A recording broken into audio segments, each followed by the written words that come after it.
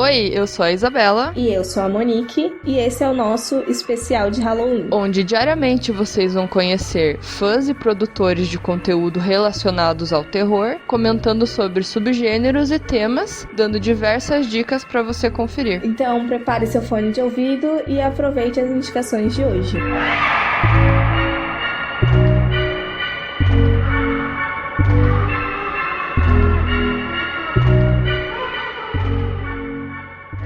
Olá, eu sou a Monique e, como alguns devem saber, sou co-host junto com a Isa aqui no Horrorizadas. Mas caso você tenha caído aqui de paraquedas e ainda não conhece o nosso podcast, já deixo o convite para ouvir nossos episódios anteriores, onde conversamos sobre diversas produções desse cinema de terror mais independente, meio desconhecidão, que a gente ama consumir e discutir. Feito jabá, vamos ao que interessa. Dentre os diversos temas que separamos para esse especial, eu acabei ficando com as bruxas. No começo me parecia uma tarefa relativamente fácil, até eu notar que eu não tinha consumido tantas produções relacionadas. Apesar de ter uma forte noção de quem são essas figuras mágicas que permeiam o nosso imaginário desde os primórdios da humanidade. Eu não pretendo fazer aqui uma análise histórica das bruxas ao longo dos anos, até porque não tenho propriedade alguma para falar sobre isso, mas vou me arriscar analisando as características dessas personagens dentro do cinema. E quanto a isso, acho importante ressaltar 2 pontos. O primeiro é que as bruxas não são exclusividade do terror, por mais que tenham sido exploradas majoritariamente dentro desse gênero, e isso vou tentar deixar claro conforme for desenvolvendo o próximo ponto, que é: as bruxas sofreram grandes mudanças representativas conforme o tempo. E esse é um fato que me chama muita atenção, porque é quase impossível desassociar a figura da bruxa do feminino. Ou seja, essas mudanças de estereótipos não são somente repaginações e atualizações de um conceito antigo, mas também um reflexo evolutivo da figura da mulher perante a sociedade, como ela é vista, entendida e representada.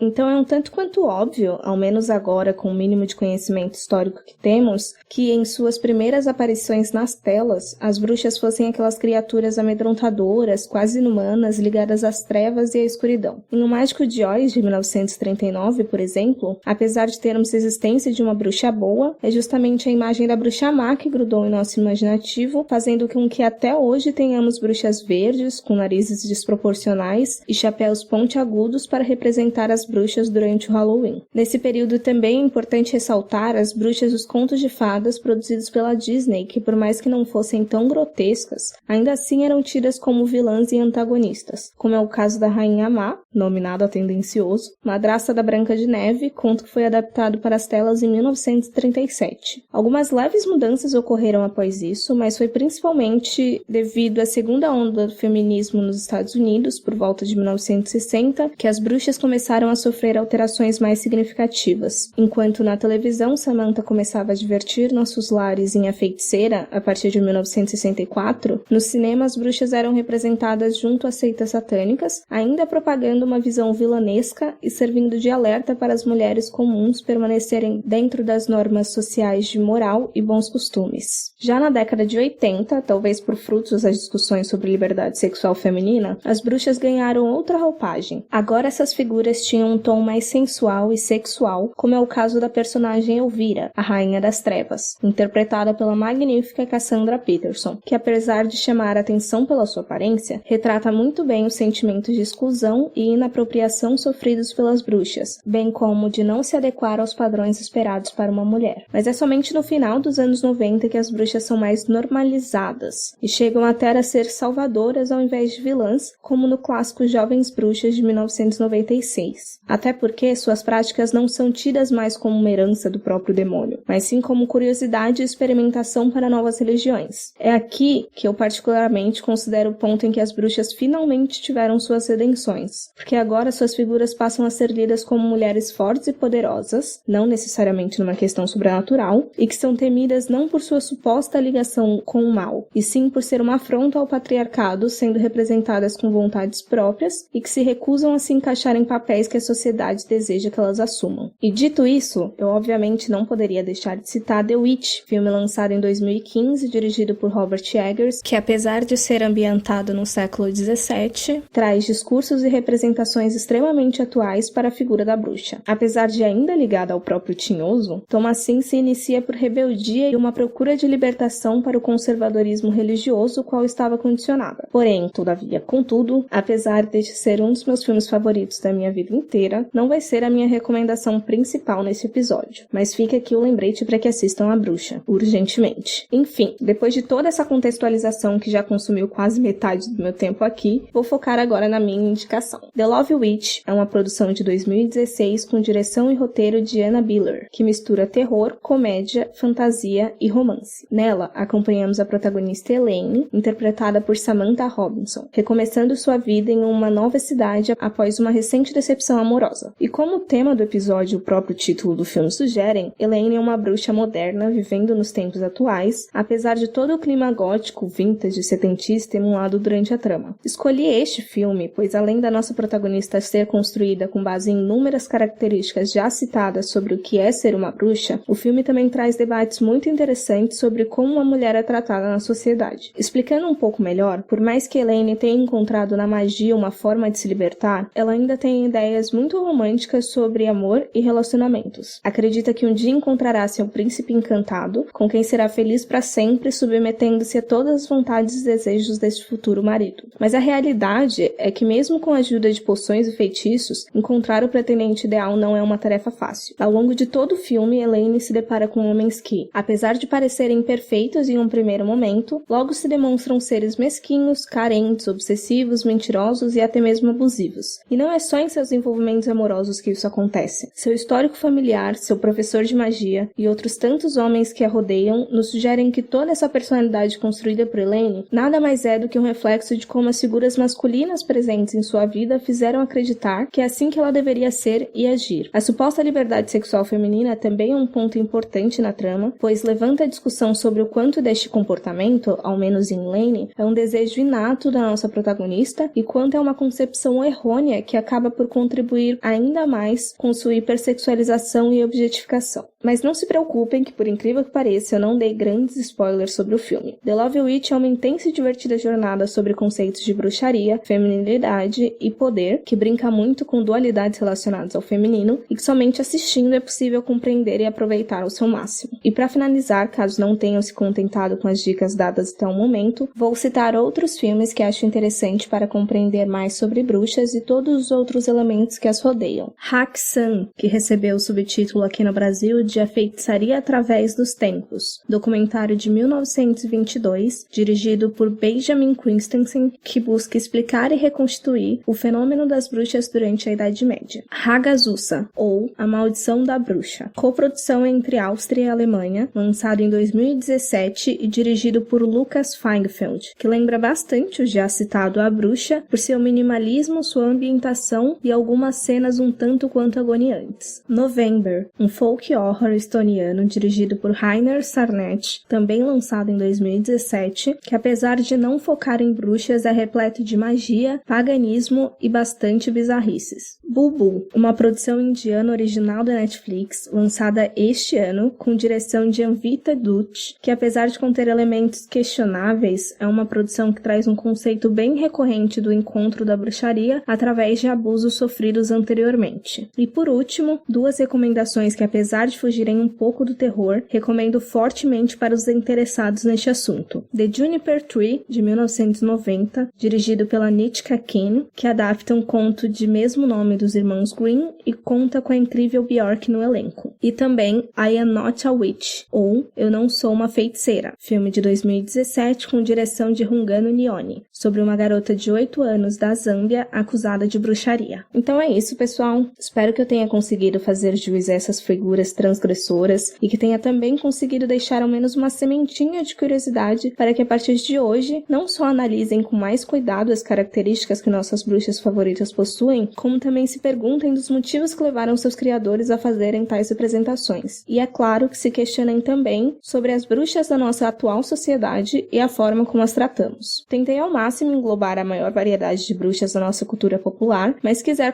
contar pra gente quais as suas favoritas, os filmes que você considera essenciais para que possamos compreender, ou até fazer alguma correção ou sugestão, é só contar pra gente nas nossas redes sociais. Estamos no Instagram e Facebook como Horrorizadas Podcast e no Twitter como Horrorizadas PC. Nos vemos novamente no mês que vem e reforço o convite para que ouçam nossos outros episódios e que acompanhem esse especial de Halloween que planejamos com muito carinho e que tem diversos convidados incríveis com recomendações maravilhosas para vocês conhecerem. Desejo a todos um outubro cheio de terror e um ótimo Dia das Bruxas. Tchau, tchau!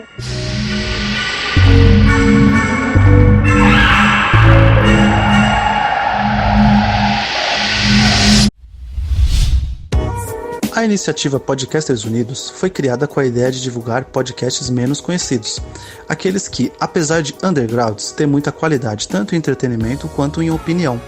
Por aqui você tem a chance de conhecer novas vozes que movimentam essa rede. Então entre lá no nosso Instagram, o @podcastersunidos, é só escolher e dar o play.